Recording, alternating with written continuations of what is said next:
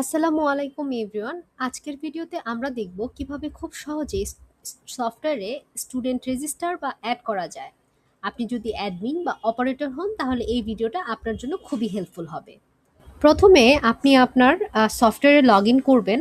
Log in করে ড্যাশবোর্ডে যাবেন এবং ড্যাশবোর্ড থেকে আমাদের যে স্টুডেন্ট রেজিস্ট্রেশন যে পোর্শনটা আছে ওই স্টুডেন্ট রেজিস্ট্রেশনে যাবেন।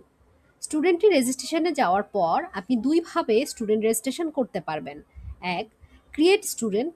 আপনি ক্রিয়েট স্টুডেন্ট থেকে অটোমেটিক স্টুডেন্ট আইডি জেনারেট করার মাধ্যমে আপনি স্টুডেন্ট রেজিস্ট্রেশন করতে পারবেন, অথবা আপনি আপনার ম্যানুয়াল আইডি থেকে স্টুডেন্ট ম্যানুয়াল আইডি দিয়ে দিয়ে আপনি আপনার পছন্দ মতো আইডি দিয়ে স্টুডেন্ট রেজিস্ট্রেশন করতে পারবেন। এখন দেখা যাক আপনি যদি অটো আইডি জেনারেটেড মাধ্যমে স্টুডেন্ট রেজিস্ট্রেশন করতে চান তাহলে কি করতে হবে।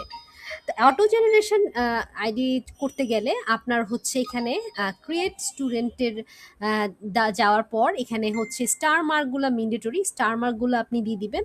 স্টার মার্কগুলো দিয়ে আপনি হচ্ছে এখানে দেখবেন যে স্টুডেন্ট আইডি অটো জেনারেট, তারপরে হচ্ছে সেকশন ব্যাচ, এই সব কিছু ফিল আপ করে নেম স্টার মার্ক যেগুলো সেগুলো সব ম্যান্ডেটরি ফিল আপ করে আপনি সাবমিট দিয়ে দিবেন।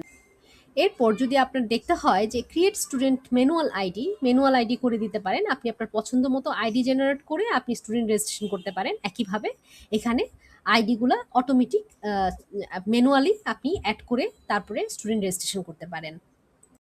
সবকিছু ফিল আপ করে আপনি সাবমিট দিয়ে দিবেন। এখানে আমি আরেকটা বিষয় আপনাদেরকে ক্লিয়ার করে বলছি। নিচের দিকে দেখেন এডিট অপশন আছে, ডিটেল আছে, ড্যাশবোর্ড আছে, অ্যাপ পিন অ্যাকশনস আছে, প্রিন্ট আছে এবং ম্যানেজ স্টুডেন্ট আছে।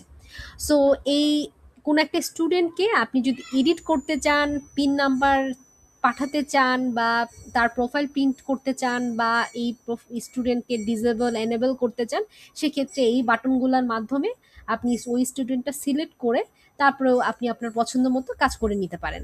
তো পরবর্তীতে কিভাবে কি হবে ছোট ছোট ভিডিও আমাদের টিউটোরিয়ালে আছে। পরবর্তী ভিডিও দেখার জন্য আপনারা চ্যানেলে চোখ রাখবেন। ধন্যবাদ সবাইকে। আসসালামু আলাইকুম।